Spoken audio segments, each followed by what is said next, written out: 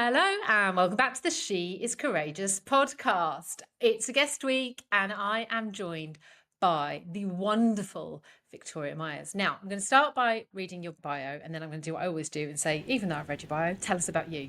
But let's start by telling everyone the official version. So, Victoria Myers is a retail business mentor. She's a keynote speaker and a community leader with over 25 years' experience in the retail industry. She specializes in translating big brand expertise into practical strategies, enabling independent product business owners to achieve sustainable growth, stronger sales, and long-term resilience, all strengths of hers. As the founder of the Small Retailer Network, Victoria facilitates collaboration and community amongst retail business owners via online and in-person networks. Her Small Retailer Network provides cost-effective, practical support and guidance so that the members can make more sales with less stress every single month, which I know is your absolute driving force.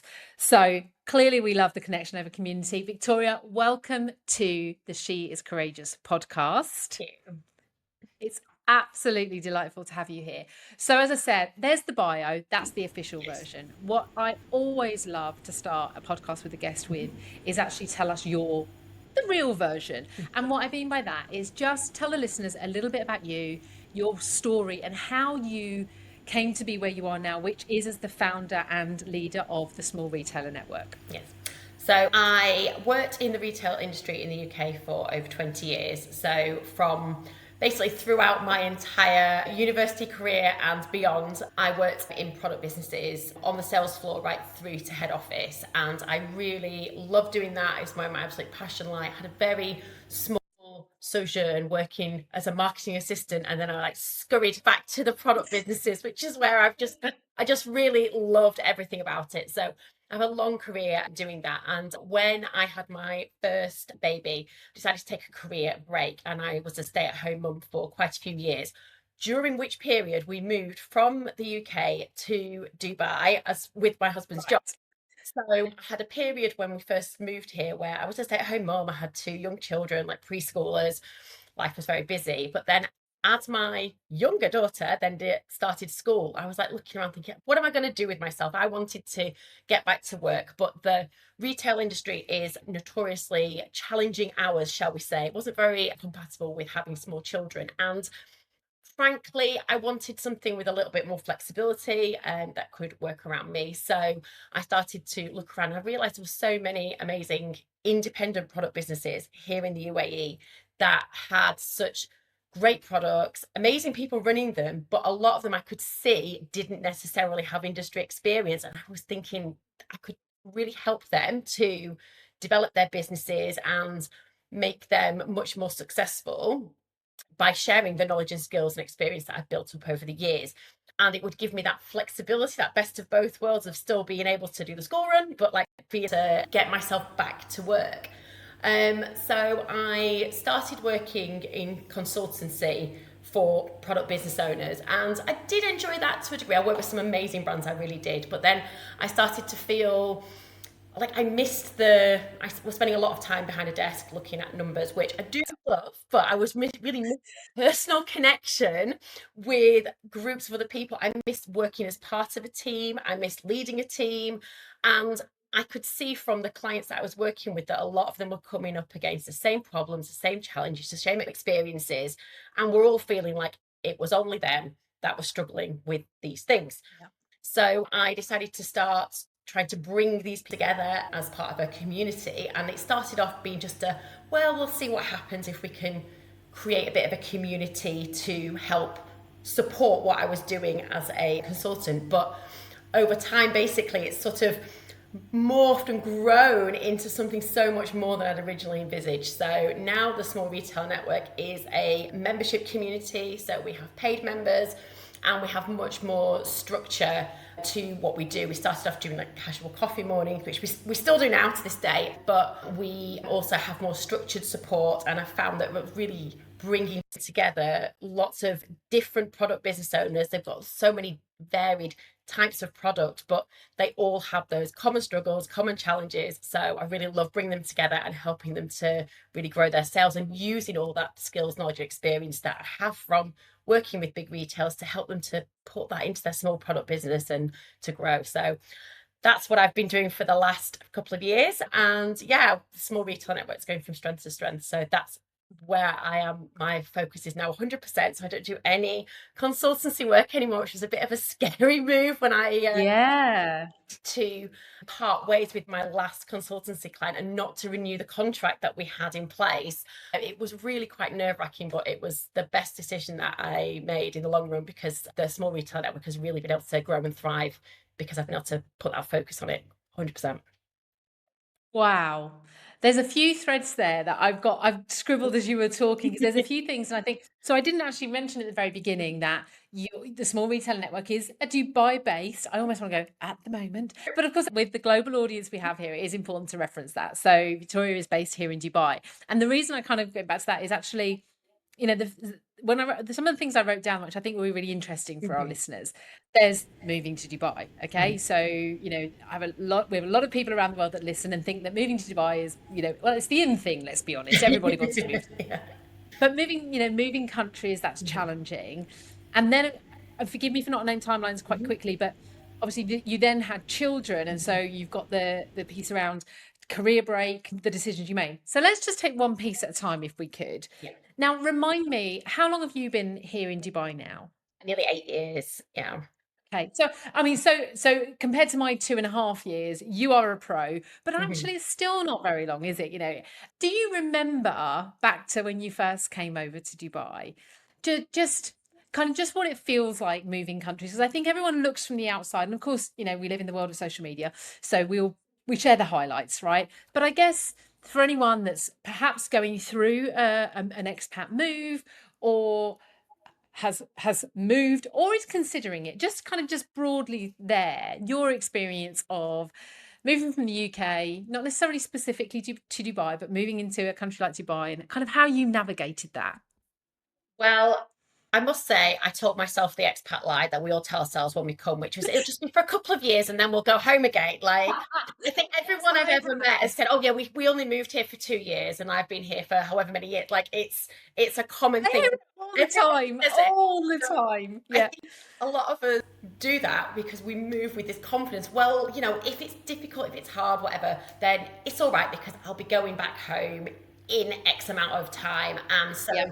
it's almost like you think it's like a safety net where you don't have to get Mm. too Hmm. settled. Yes. I also did have the benefit of the fact that my husband had worked quite a bit in Dubai before, and I had Right. visited Okay. So there was. previously. I mean, literally, like before we were married, before we had kids, like, but I'd had some short breaks here, so it wasn't a completely unknown entity. Which, again, I Mhm. know I do know people who have moved here without ever actually really visiting properly, and Me too, and I don't know if that, and honestly, I'm like, I don't know if I think that's crazy or very, very courageous. I it's really don't. yeah, the thought of it would terrify me, to be honest. But yeah, it's definitely brave. But I think that sort of, because I knew sort of what to expect. I knew some places I could remember being here before, so Yeah. that kind of cushioned the blow a bit. My husband knew a few people here, so I did have at first one friend who she must have got sick to death of me because I was just like, she's the only person I know, so I was like ringing her up all the time. But what I did then look to do is to try and like find community. So I basically used, there are so many like Facebook groups, communities, and I just went to every single coffee morning, like play group, everything. I went to all of them. And at the time I sat there by myself thinking, oh my goodness, this is really stressful and really hard. But it's surprising because I think particularly, obviously I can't speak of anywhere else, but here in the UAE, everyone remembers being the new person. And I think everyone's quite Yes. open to welcoming new people into their circle. It is quite easy to make friends if you're courageous enough to kind of start that conversation. But a lot of the time when you meet somebody, the first thing they say is, how long have you lived here? And you think, and then straight away when they know you're a newbie, it's kind of like you're under their wing, and you just meet people through that kind of thing, and they say, oh well, you should come along to this other thing. Or but it was through that kind of just exploring what communities were out there, what events were out there, and just going along and doing it was how I kind of got my foot in the door and got myself settled in the first place, definitely. I think it's interesting because I think probably one of the reasons I ask you that is because I know community is so important to Oh you. yeah. And so first of all, I mean, I would absolutely back everything you've Yeah. just said. And I think here in Dubai, like you, I don't have experience of elsewhere in the world, but we are known as the expat country, right? Yeah. And so you are never you're never more than a feather's breadth away from somebody who is an expat in Dubai. And we all remember those first times. And it is a minefield, but equally it's really assuring to know there's so many ways to meet people. And I guess what I found myself sitting here thinking is that alongside all the experience you've got in retail and that what you bring from a small retailer specific perspective to the small retailer network, it's also that community piece, because I know you're still part of some of those communities that you were in at the very beginning. Yeah, and you absolutely know what it's like to step into those environments. And so you are the best person to lead a community because you know what it's like to need a community, Yeah. if that makes sense. Not just, yeah. So what I love about your story, I love lots about your story, but one of the things that I wrote down when you were talking was, we often hear, if you can't find what you need, create it. And I feel like whilst it wasn't necessarily you that needed it because you weren't running the retail business, what you saw was, and I think you said, I was working with I was doing some consulting, I was seeing the same things were cropping up, and I was seeing that they didn't have that industry experience, so you created the solution. And you often use the phrase, and I think you used it earlier, around like big business tactics for the small businesses. But you also said you loved retail. And if anyone's listening who's been in the retail world running a product business, that's quite a statement to make. So I guess there's a bit where I'd love to. I was in retail for 15 Yeah. years and I had a bit of a love-hate relationship with it. So I'd love to know what you love Yeah. and therefore what you bring to what you do now because of that love. Yeah. Well, as I said, my career, long and extensive as it was largely on the sales floor, like largely directly dealing with the customers face to face, Right. day in, day out. And then when I started to step up and out of those stores, then I was supporting the teams who were doing that. So I still had a lot of connection to the customer, the end user, the person who was like what the business was there for. And I just really, really always loved just helping people find what it was that they needed. And that it's really gave me like the warm, fuzzy feeling when I could see somebody, either when I'd helped them or a member of the team had helped them, and they walked out the door with exactly what they wanted. And you can see the spring in their step. You could see like, this is going to change my life. And it was literally like handbags, fashion, accessories. It's not necessarily important things, but it's something that has such a big impact on people's lives. Like, if you help someone to pick the perfect outfit to go to a special event or to go to a wedding or to go on a date or whatever it is, then you're really helping to like the whole impact their entire experience and how they feel about themselves. And I think I always enjoyed that, and always you can see that reflected in the results of the business as well, because when you're getting that right, when you're giving customers that feeling, like it's reflected in the numbers, it's reflected in the results, they keep coming back for more. So I just really loved that knowledge that those numbers that we were seeing on the screen of like how much sales been made in a day was all like happy customers, like people going out in the world with our stuff. Love that. Like it's like a matchmaking service, basically. Find the perfect handbag, find the perfect skirt, whatever it was. It was just always like helping people just to find what it was that they needed. And sometimes people would say that thing like, oh, I'll know it when I see it. I don't know what I'm looking for. And you're like, no, I'm going to help you find like the perfect thing. And I loved that. And I loved that the teams that I worked with always must have like caught my infectious feelings about this, because everybody used to, that was just what made it enjoyable, what made it fun, was that kind of knowing the customer was leaving at the end of the day feeling really good about themselves and feeling really happy. I love that. So I've got to play back that line you just gave, because I think every business owner should take this as a mantra.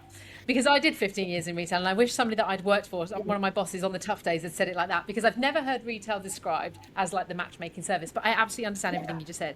And the words, when you said, I was helping people find what it is that they needed. And, isn't that what we're all doing in our businesses? We're helping people find the thing that they need that maybe we've got. Yeah. So I think everyone can learn something from that line. And actually, that's the best reframe in the world. And as you were talking, I can absolutely see your joy as you're sharing. Like you're literally, as you're beaming from ear to ear. I love it. I think that's so important to kind of share that and actually reiterate. Like you are literally beaming while you say it, because retail does get a bad rap. Okay, it like any business, I'm not going to say it's any harder. It has different complexities. We're going to come to that in a second. But there's definitely different complexities in running product-based businesses. Yes. And it can be so easy in the world we live in to get so caught in the challenges and the complexities that we lose sight of actually the joy, Yeah. what used to give us joy. And actually, as you were talking there, not only describing it in a way that I've never heard retail describe, the matchmaking service, but I get it and I think it's great. And I say, I think everyone can hear that. Seeing you light up in that energy, totally. I mean, I was scribbling down, this is why people come and work with you. So before we get into kind of, how you love to help people, because I know that, let's talk a bit about the flip side of that from a retail. And obviously, the driving force behind a lot of the small retail network, there are a lot of people, and I would imagine a lot of product business owners right now in 2025 that would say, don't do it. Just don't even think about it. And actually, we had someone on the podcast a couple of months ago who last year closed her product business for I heard all it. the right reasons Yep. for her. And actually, one of the questions I asked her about advice, she was like, honestly, I'm not the right person to ask because right now I would say, don't do it. Now, clearly, you wouldn't necessarily say, don't do it. But I guess if someone were thinking about a product based business today in 2025, that's context when this podcast is being recorded, what would you say to them? I guess I'm asking advice, but what would be your practical points you'd share with them straight away? I think the most important thing is to remember that a product business is very different from any other type of business.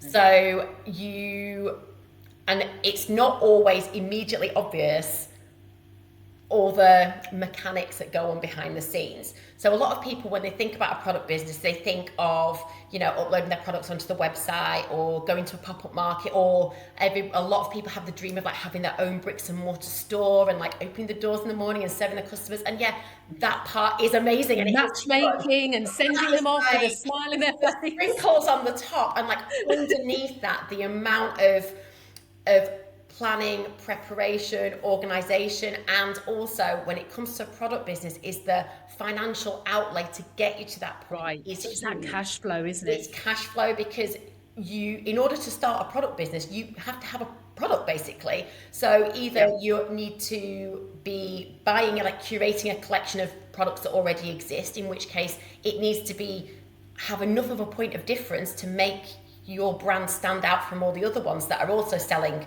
that very same product, Yeah. or Yeah. to create your own product. That is a whole different ballgame in terms of to design, to create prototypes, to manufacture, to like the whole process of that, just to get to the point where someone can buy the product is Yeah.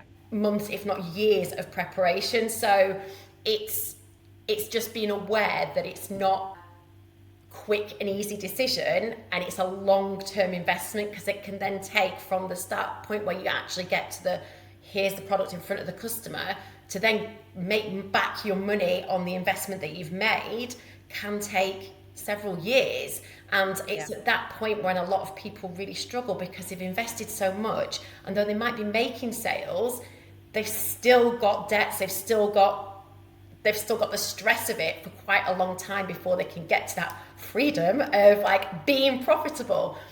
It does come, but it's a long time. And I think if someone's about to start a product business or thinking about it, it's just be aware that like overnight success of like becoming a multimillionaire and like having a viral product, it's not the reality of it. It is a It's the grind. exception, not the. Yeah. It's a Yeah. grind for a long time. You can get there, but you have to be prepared for the full journey and not just be thinking about that fun part at the end when all the preparation is done. So And this is so important, right? And this is why you do the work you do. Like, I work with product businesses, I work with service-based businesses. And I would say the same on both sides, quite frankly. I think, let's remember we live in a world right now where we've got a lot of narrative around us that seems to indicate it's really easy. You can make loads of money really quickly. You just got to go viral on TikTok. It's just as easy as that.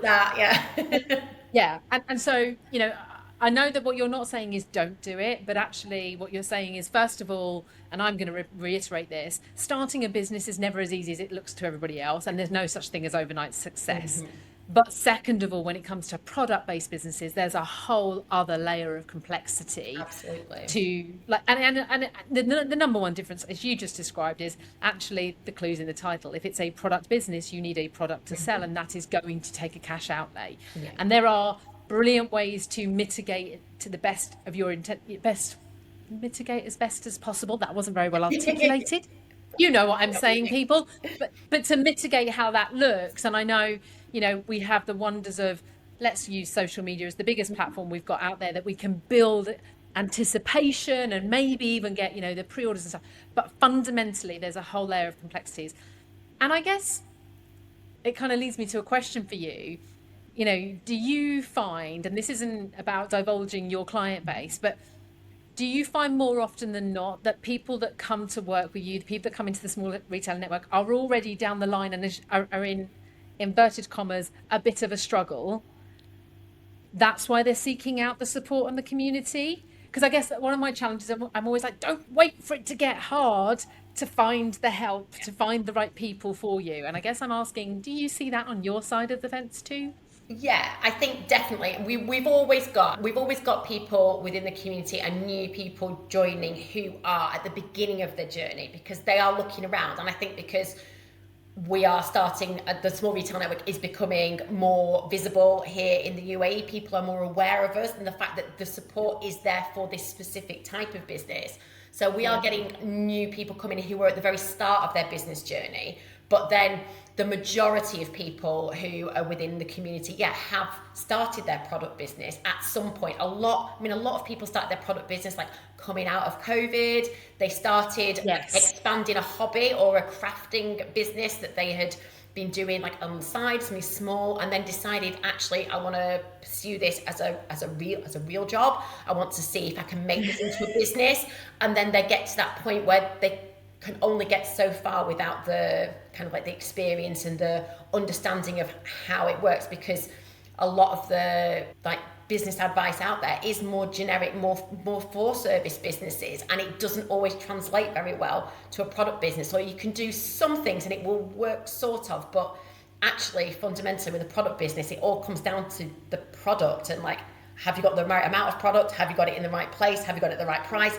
All that kind of thing, which you need to have that specialist knowledge in order to make that bit work. Agree. I totally agree. And it's interesting. And I almost feel like I want to put a little disclaimer here. I'm going to pick up on what you said, because I think you mentioned there, kind of coming out of COVID, we saw an explosion of businesses, right? We saw an explosion in the online world of people starting businesses for a number of reasons. I think we discovered technology would enable us to do more than ever before. Absolutely. Being locked up for that period of time, being housed in the way we were. Many didn't want to go back to work. Many couldn't go back to work. There's 101 reasons. But there's also a red flag there as well. Like, I think my experience has been, I read a really good book actually about this. I think it was called The E-Myth. I need to go and double check that. It was a story of a woman who had a product business, but it was really a passion, a little hobby. And someone said, you should take that to the next level. And so she was like, well, people love what I do. So I'll take it. And actually, very often we see this with products, I think, that maybe not a hobby, but passion or something that we discover we've got a skill, or, I'll make stories up as I go along. I'm really good at making candles, and my friends all like my candles, and they say you should start selling them. And so you think, this is a good idea, I'll start selling them. And before you know it, you've got a business that's either not as easy as you thought, or it's running away without you and you can't, and I think we see that more in product than we do in service based. That's just been my own experience. Definitely. The thing is with product businesses, once you've actually got the product and you're ready to sell and you're like, okay, off it goes and it starts to sell, then yeah, you've got to fulfill those orders. You've got to pick the product, you've got to pack it, you've got to ship it out to the customers, you've got to manage if like what you're going to do about returns, like how is it going to work if it doesn't fit or if it's the wrong thing, or all these different things to think about. Can of worms open all over the table. When people start, they don't necessarily, like, you realize you kind of opened a can of worms almost of all these extra things that you've got to think about, and it can start to get very stressful because it does start to feel overwhelming, particularly if then also your spare room is like floor to ceiling full of boxes of product that you invested all this money in, and you're desperate for it to sell, but when it does start selling, you feel like it's running away with you a little bit. So it can feel very stressful, but being in that group where everyone else is like, I know how you feel, I've been there, this has happened to me, we understand, that makes such a difference to everybody's experience, knowing it's not just I can't do this, it's just this is where I am in the business right now, and this is a rite of passage, a stage to go through before I hit that next level, or before I start to find my feet in how to do things in a way that's more sustainable. Yeah. I mean, obviously, we all know that I am in complete agreement with you that when you find that tribe of people that get it, it just makes the difference. And it doesn't solve the situation, but it can help you find a better solution. Because when we're on our own trying to work things through, and, you know, you said there, it's a bit like a rite of passage. And I think sometimes we can feel like we have to go through that rite of passage alone to show that we can. And actually, you and I are so aligned on that.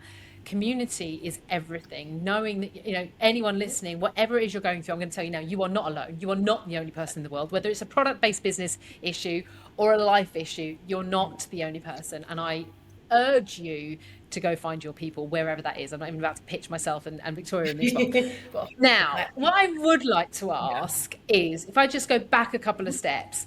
So here you are, you're in the UAE, you've had 2 children, you are deciding to come back into the workplace, which in itself is a challenging situation to be in a country where you might not have all those connections. You do some consultancy, but you're seeing this opportunity and you decide to launch the Small Retailer Network.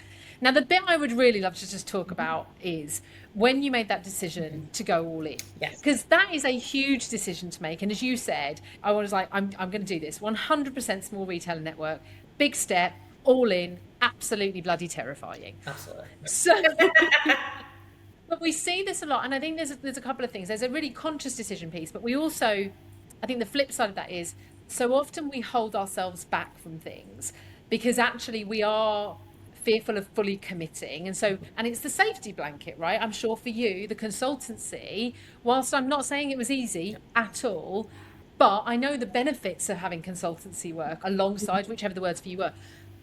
Making a decision to go all in. Okay, like, how did you navigate? What came up for you? Because I know you made the decision. That's why we get to sit here now having this conversation. But tell us about the wobbles, if there were, the drive. What actually helped you go, do you know what? I'm going to do this. How did you navigate that? Well, because basically I felt like I wanted to do more with this group. As I said, I was organising like coffee mornings basically. So we were getting together. Everyone was a product business owner, everyone was chatting, I could see like them connecting, I could see the light bulbs, I could see the benefits that everybody was getting.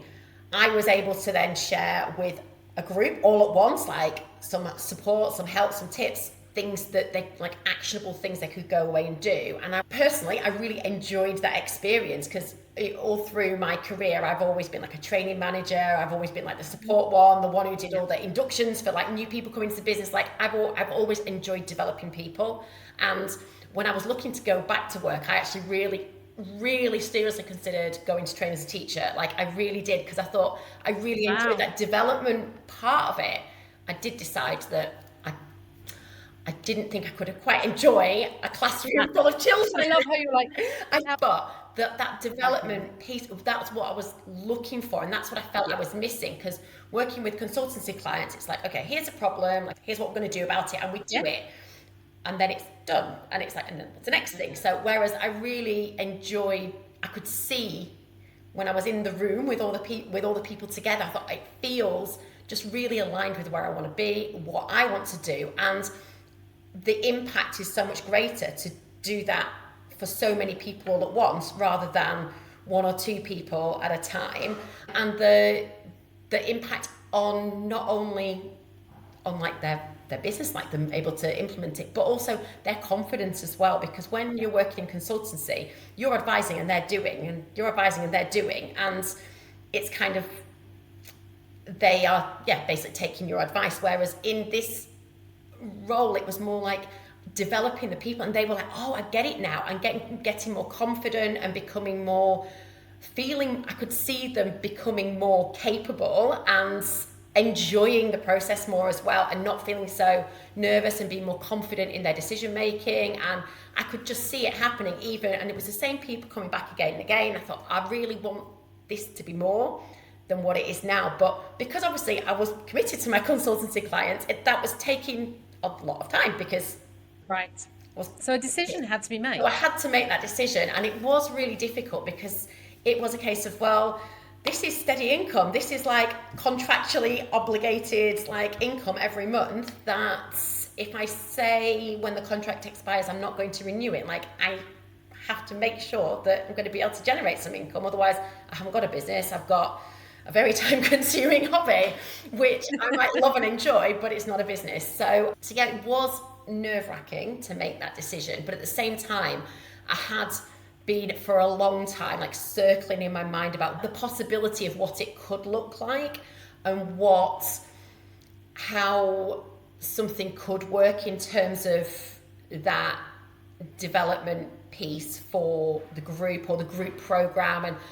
And since I started in business, like I had never planned to be an entrepreneur, and since I started in business, you then become aware of like all the different possibilities basically. So I could see and look around and see there are other ways of running a business. There are lots of different opportunities and ways in which I could do it rather than consultancy. And I could see like I could run a business online, I could do online sessions, so it started to open the door. And so I had been circling in my mind for a while about how it could work, and I just thought, right, I'm just gonna have to bite the bullet and just do it. So that conversation with that last client was really hard, because she was so lovely and she had a lovely business, and it was a wrench to stop working with her, the last one, as well as kind of to say goodbye to the financial side of it. But it was a difficult, it was like a breakup basically. It was hard, but at the same time it then just allowed me to, or this thing that had been sort of under the surface for a really long time, I had then the bandwidth and the time to just go all in with that and to really focus on it. So yeah, it was nerve-wracking, scary, terrifying, but it was definitely I was really comfortable with the decision when I made it. Yeah. Thank you, first of all, for sharing that and being honest, because we all know that there's so many phrases in my head like right now. I love a good quote, and there's nothing changes if nothing changes. There was something that you really wanted to do, and interestingly, as you were talking, I was like, that's exactly where I was when I was at the end of my corporate career. I was coaching on the side. I kept saying, I loved your phrase, I was circling the possibilities of what it could look like. And actually, that's what I was doing with the coaching business. But I had a full-time job, a very highly paid full-time job. And I got to the stage where, just like you said, I wanted to do more here, but there was nothing left of me to give. So something had to change. Yeah. And I think, look, to anybody listening, the reason I asked that question of Victoria is so that, if anyone's listening and they're circling, the possibilities of what it could look like. I think I've just used that phrase twice. I wrote down word for word how you worded it. Because I think what we do is we let the possibilities of what might not happen, or the what if it doesn't, take over. Now, I will never say to anyone, just do it, it'll be fine. We're absolutely keep it real people, right? Yeah. And that is, what I know, I know what I did, and I'm sure you did the same. When circling those possibilities, what you were doing was thinking about, okay, so what needs to happen? What will I need to have? I say to everybody, if this is something you want to do, just think about what do you need to keep you safe and secure for this period of time. So I guess I just wanted to throw that in for anyone listening. I know that Victoria will have done the same. But I love that you then said, you know what, I circled the possibilities. I didn't jump straight away. I went round and I kind of really worked through what it could look like, how I wanted it to look, and then I made that decision and I saw it through. And it's the decision. People say it all the time. You just gotta decide. Yeah. And look at you now. And I know, again, you wouldn't sit here and say, oh, it's been totally plain sailing. Yeah. I'm making my millions and I've never regretted it at all. Just for anyone listening, have there ever been days when you thought, do you know what? I should have just stayed in the consultancy? Well, you know very well, Shelley, there have been days where I've just been like, We've all had those days too, love. Okay, so let's just really be honest about this but you too. know, there Go are on. days when it's, I think everybody feels this, whether you run your own business, whether you're working for somebody else, whatever it is. Some days you just think, this is too hard, I can't do it. Like, I can't do Mm. this. I'm not cut out for this. I'm done. And then you kind of have a big dramatic moment, but it does feel really hard, and it does feel it can feel too much, but that's where you need that support around you. You need those other people to be able to go, I'm ready to quit now. Like, talk me off the ledge. Someone Like, pulled talk me me off the ledge. off the ledge.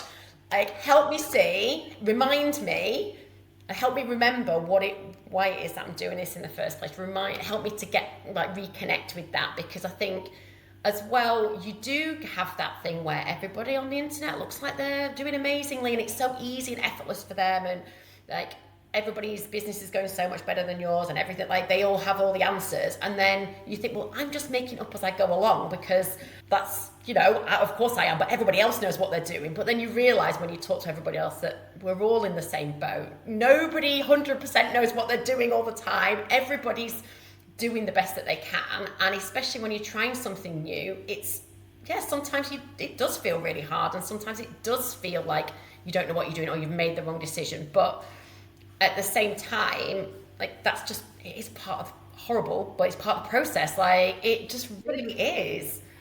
But it really is, isn't it? And I think, look, I asked the question because I think it's really important we keep things real, okay? But also because it's about how we move through it. And you answered that in that statement too. You said you reconnect with, why did I start this? What was I doing this for? And actually, you have community around you, so you create a community. And I think, as two people that lead communities, we are both big advocates of, yes, we have a great community, but we need community. Oh, We know that because we're all human. And you know I'd be more worried if people weren't having the wobble days, because actually that just means you're not pushing yourself. Yeah. So, yeah, I just think it's really important to keep that real. And I love that, for you, it's about making sure you've got the people around you. And again, it reminds everyone that you understand what they're going through. When your members have those moments, you get it, because you don't sit there going, it's all hunky dory, rainbows and unicorns. Yeah, not at no, all. not at all. If you could go back to Victoria, who was in that moment, she was making the decision, I'm going all in. What, if anything, would you do differently? Not in a decision, so I'm definitely not asking if you change the decision, Yeah. but actually maybe just in the going all in. Is there anything that you think you'd do different with the benefit of hindsight? That's an interesting question, because I think, well, I did the best I could at the time. I think, and I think that's all Absolutely. Yeah. that's all we can do. I think there's not really any point in going back and thinking, oh, coulda, woulda, shoulda, because I didn't. So, like, that's the way it is. And sometimes, sometimes you think, well, yeah, maybe I could have made a different decision. Maybe I could have done things differently. Maybe I could have, but nothing's ever the end. You can always change things, and I have been able to do that as well. I have been able to pivot. So I started off the Small Retail Network as a community. It was free, like, people came along for free. It got to the point where I was like, I want to go all in with this, but then I'm going to have to get paid for it, otherwise, again, it's not a job. So then I started it as a membership, and then it was like, well, we'll give it a try and see what happens. Members joined, we started as it was, and then I thought, actually, the way that I'm structuring this isn't quite right. We've made a little tweak and a change. We shifted around the days we did things, the times we did things. Like, it's possible to make changes. Like, one decision is like the last decision you'll ever make in the entire rest of your life. So, All right, hang on, everyone. Could you just But this is such a great answer. I'm really sorry, but I'm almost like, right, if you didn't hear that, do that little thing on your phone right now that says go back 15 seconds and hear what Victoria just said again. One decision doesn't have to be the last decision or the final decision of. yeah. And I know, I mean, I love your answer anyway. It's so interesting because you're right. Like, I did the best I could. That's all any of us can do, right? And whilst so I remember reading somewhere, hindsight is the best feedback you'll ever had, or the best learning experience you'll ever had. But then that's your point. You're learning all the time. So you make the tweaks and the, gosh, sorry, I didn't mean to cut you, but I was like, oh my God, I can't miss that line. That's the line. Okay. But yeah, it's true. And then now we're also like going through another period now with the small retail network where we are making some changes again. Like we're having some upgrades, we're making some changes, and that's okay. Like because the community is growing and changing with the needs of what the people within the community need, and because when you well particularly when you are a leader, when you have people around you that you are supporting and helping, like you've got to lean into what they want. Like that's, I mean, we've all had bad bosses who are just like, this is do as I say and that's it. Like there's no feedback. But like the point of having this community and being a leader of a community is that you're there to do what they need, like help them, to bring the people along, right, to give them the results that they need. So just because this was my original idea of what it was going to look like, if they need something different, then you've kind of got to lean into that and meet them at where they need to be, rather than try to be really rigid in like, well, this is what I envisage, so this is where we're going to go with it. Because you not only, well, you'll lose people along the way because you'll not be giving them what they need, but also kind of you're restricting yourself on like the possibilities of where things could go. Because if you stay too narrow in the focus, then you lose other opportunities and other possibilities that could come along that you haven't even thought of or understood yet. So yeah, there's always that room for change and growth and renewal and sort of progress, really. And I just try to stay open to that because, like I said, I've never planned to run my own business. This has all been a massive learning curve. So I think just enjoy the ride. That is a perfect segue to the question. I'm going to come back to tell us more about where, a little bit more about what's going on with the network in a second. But actually, I just wrote down, and you've just led me perfectly. What have you learned about yourself since starting to run your own business? Because you said, I never planned to run my own business. This wasn't some long-held dream to be an entrepreneur. So when you sit now and think about the last 2-3 years, what have you learned about yourself through running a business? Oh, that's an interesting one. Well, I think I've learned to trust myself more than I thought I could. And I think particularly because before I started the business, I was a stay-at-home mum for like quite a few years. So I don't really know how to describe it, because I kind of, not that I forgot, but it was really, I had to reconnect with the skills, the knowledge, the experience that I had built up over time. Because when you've spent a couple of years failing to get people to put their shoes on, then it kind of feels like you have no skills and experience. Like you think, well, what have I got to offer? Like you're having the same, like when all you've done is sing wheels on the bus and all that kind of stuff. Like I would never like change the path that I took. Like honestly, those years at home with my kids when they were little was amazing. I was so privileged to be able to do that. But there is that point at which I was like, I've almost forgotten who I am on like those skills and experience that I had. So yeah. In the last couple of years since I've started this, it was like, oh, yeah, I do have these skills. And it's almost been like remembering and rediscovering all that stuff, connecting with all that skills and experience that I had, and then realizing that taking that time out to have the kids, like taking that break from my job and taking that different path, I'm still that same person and I've still got lots to offer in a different way. And just being able to, I think it was just being able to just give it a try has been just really beneficial. So I think I've learned that I can give it a try. I can be brave enough to do things that maybe before, definitely not before when I was working, I was confident in my job, I enjoyed it, I was comfortable and confident in it. But I think those years of being at home with the kids did erode a bit of that confidence and that self-belief. So I've learned how to reconnect back with that, and that there is not balance. There's not balance. So there is opportunity to do this for myself as something that I enjoy and something that gives me fulfillment alongside being a mum, and I have value on both sides of that coin, like at home and with my clients in the community. So I think I've really learned the the breadth of what I've got to offer, basically. And that's really, I love that. yeah, it's really interesting because, yeah, as I said, I had never thought about working for myself, but I think it's just being here in Dubai, like it's a very entrepreneurial place. Like I don't think I probably would have started a business if I'd have stayed back home in Leeds. I don't know if I would have done that because I don't know. I feel like it would have been a very different life experience. So I think That's an interesting one in itself, isn't it? it opens your mind to the possibilities. I think that's what it is. Yeah. Yeah. I mean, I think, look, that's really interesting in itself. I could take that in another direction. I'm not going to. But I'm sure there's a lot of people listening.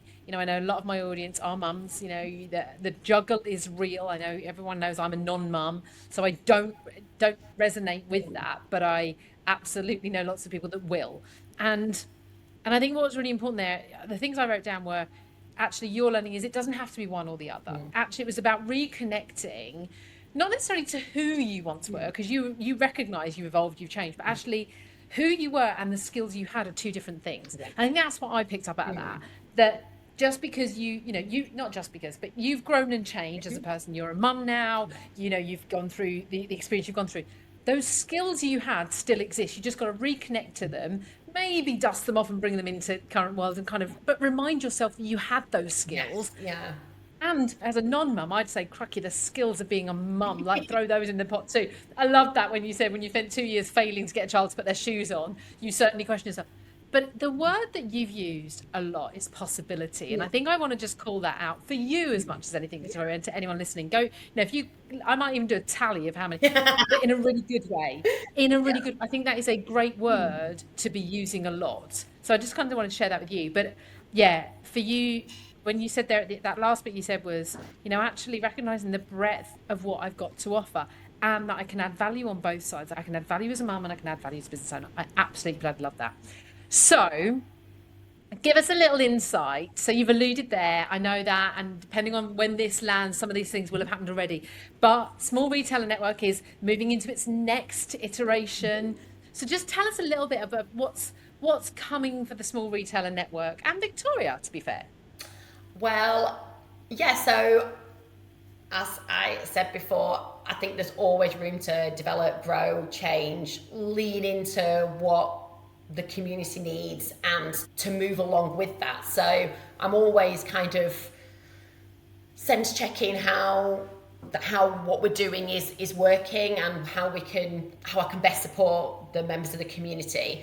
And so the shifts and the changes that we're making at the moment are just to kind of like just bring that more alignment, because the focus for me is always the community and that support, and not just support from me. Yes, I bring knowledge, experience, like structure, I bring spreadsheets, I bring all that kind of stuff, but it's the community together of all the other business owners who are experiencing the same things that brings such value to each individual member. It's the other members, and I am always looking for ways to improve that communication, improve that connection, improve that support, and to make it like a space where people do feel comfortable to open up about things that are challenging for them. And I think sometimes you can feel a bit like the business has to be like segmented from other parts of your life, but I want people to feel comfortable to share things so we're bringing in new ways to bring people together, to connect, and just to offer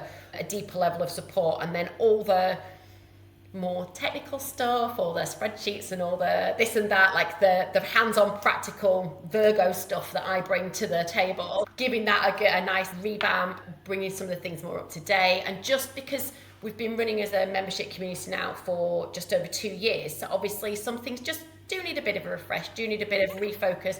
Things change over 2 years, like business is changing all the time, like circumstances around us are changing all the time. So it's just making sure that all the tools, resources, support, everything that we offer is exactly what people need when they need it, and it's ready for them to pick and choose and take what it is that they need at any given time. So yeah, so I've been working on a few little things which might not look like huge things on the surface, but have really going to shift the way that people experience their community.